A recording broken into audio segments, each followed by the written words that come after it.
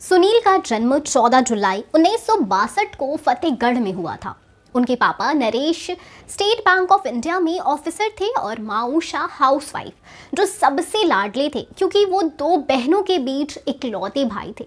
जब वो 10th class में थे तब वो पढ़ाई से ज़्यादा जवान बनने की बातें किया करते थे और अपनी माँ से कहते थे कि मैं भी शहीद होना चाहता हूँ। ये सुनकर उनकी माँ उषा को उस वक्त काफ़ी हंसी आती थी, पर आज यही बातें उन्हें रुलाती है। दरअसल सुनील ने लखनऊ के यूपी सैनिक स्कूल से इंटरमीडिएट किया था। 12th क्लास के बाद उन्होंने एनडीए ज्वाइन किया, फिर 3 साल पुणे और 1 साल देहरादून में ट्रेनिंग की। वो 21 साल के थे जब उन्हें श्रीनगर के कुपवाड़ा में पहली पोस्टिंग मिली। पोस्टिंग के कुछ वक्त बाद उन्हें भारतीय शांति सेना के तहत श्रीलंका में तैनात कर दिया गया। तब लिबरेशन टाइगर्स ऑफ तमिल इलम का काफ़ी आतंक था और इंडियन आर्मी के इंटरफेरेंस से वो काफ़ी गुस्से में थे। कैप्टन सुनील पैदल आर्मी की 5 मद्रास रेजिमेंट में कमांडर थे।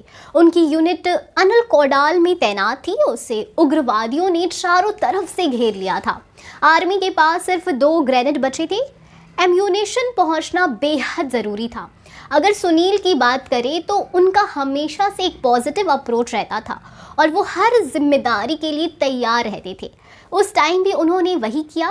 वो कुछ साथियों के साथ पैदल ही जंगल के रास्ते एम्यूनेशन लेकर निकल पड़े, पर उग्रवादी पहले से ही रास्ते में बैठे थे। उन्होंने छिपकर गोलियां बरसाना शुरू कर दिया था।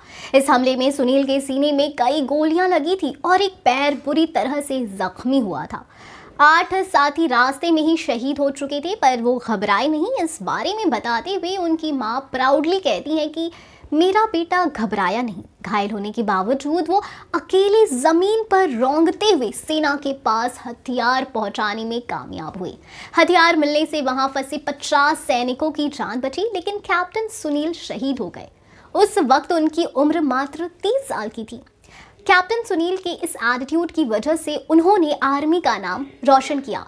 तो एक ऐसी ही कहानी मेकर्स बागी 4 में दिखा सकते हैं। तो आप कितने एक्साइटेड हैं बागी 4 के लिए, बताएं हमें कमेंट सेक्शन में। हम फिर मिलेंगे एक नई वीडियो के साथ। तब तक खुश रहिए एंड सेफ रहिए। Thank you.